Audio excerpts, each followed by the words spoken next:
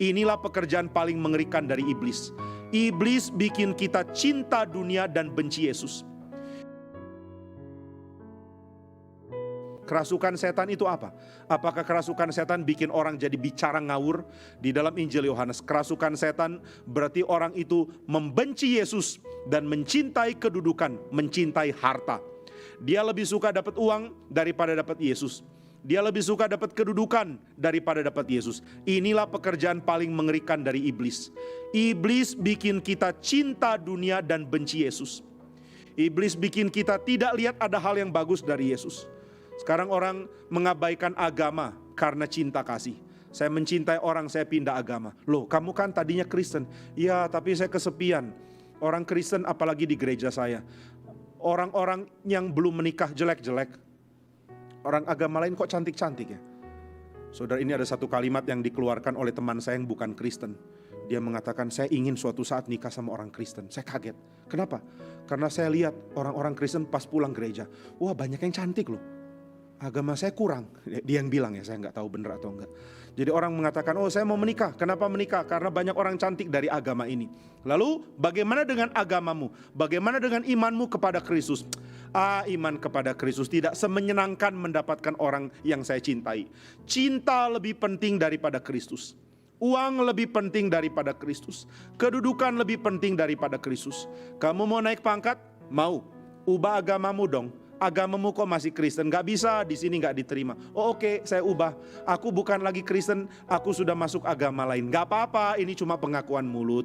Yang penting hati saya masih beribadah. Omong kosong. Jika pengakuan luarmu tidak mengakui Kristus, hatimu juga tidak. Jika engkau mengatakan saya bukan Kristen, hatimu juga akan mengatakan engkau bukan Kristen. Maka saudara, kalau orang tidak cinta Yesus, orang tidak peduli Yesus, orang cinta yang lain lebih daripada cinta Yesus, ini tandanya pekerjaan setan dalam dirinya berhasil. Kita selalu pikir pekerjaan setan itu merasuk orang, bikin orang jadi gila, bikin orang jadi dengar suara atau apa. Itu bukan pekerjaan setan yang paling penting. Orang kadang-kadang punya gangguan kejiwaan, itu bukan setan. Itu gangguan kejiwaan perlu diobati. Bukan karena setan membuat gangguan. Jangan pikir orang ada gangguan kejiwaan lebih berdosa dari orang yang tidak. Orang ada gangguan kejiwaan mungkin lebih suci dari orang yang sehat secara psikis. Orang sehat secara kejiwaan tapi jahat, jauh lebih jahat dari orang yang ada gangguan psikis. Itu sebabnya kita mesti mengerti, setan bukan ganggu kita, bikin kita seperti orang gila. Bukan itu. Setan bikin kita waras, tapi di dalam pikiran waras kita pilih uang daripada Yesus. Kita pilih dunia daripada Yesus. Sudah pilih dunia, bukan pilih Yesus. Kenapa? Karena aku lihat dunia kok lebih indah ya.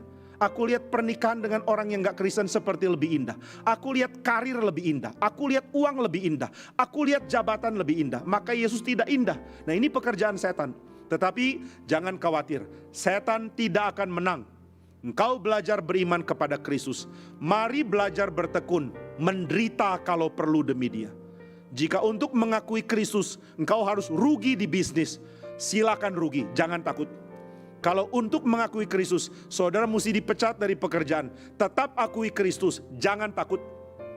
Kalau saudara dengan mengakui Kristus uangnya jadi kurang, bisa jadi miskin, tetap akui Kristus, jangan takut miskin, jangan takut dipecat, jangan takut dianiaya. Karena memegang Kristus dengan iman jauh lebih mulia dan indah daripada segala hal yang bisa ditawarkan oleh si jahat. Nah, maka Yesus memberi damai. Kenapa Dia beri damai? Karena Dia bertahta. Waktu Dia bertahta, siapa yang diturunkan dari tahta? Iblis. Iblis sudah diturunkan dari tahta. Dia tidak mungkin gigit engkau sampai mati. Dia tidak mungkin siksa engkau. Dia tidak mungkin tangkap engkau. Kristus sudah memiliki kamu. Maka saudara jangan takut setan, jangan takut godaannya, jangan takut tawarannya, jangan terima apa yang dia mau berikan, jangan terima apa yang dia tawarkan. Cintai Tuhan lebih dari apapun, cintai Kristus lebih dari apapun, dan kau akan tahu damai Tuhan benar nyata untuk orang-orang yang setia ikut Tuhan. Sudah banyak orang dalam sejarah Kristen mengaku benar-benar dapat damai karena ikut Tuhan. Mengapa kita tidak suka meneladani itu ya? Mengapa kita lebih pilih hal-hal lain yang membuat iman kita terus merosot, makin membuat kita jauh dari Tuhan? Mari belajar cintai Tuhan. Mari tahu waktu Kristus beri damai, damai itu diberikan karena Dia berkuasa. oh dia berkuasa. Lalu siapa yang diturunkan dari kuasa? Setan sudah dipecat, diturunkan dari kuasanya. Dia tidak lagi punya kekuatan untuk mengganggu umat milik Tuhan yang sungguh-sungguh belajar mencintai Tuhan.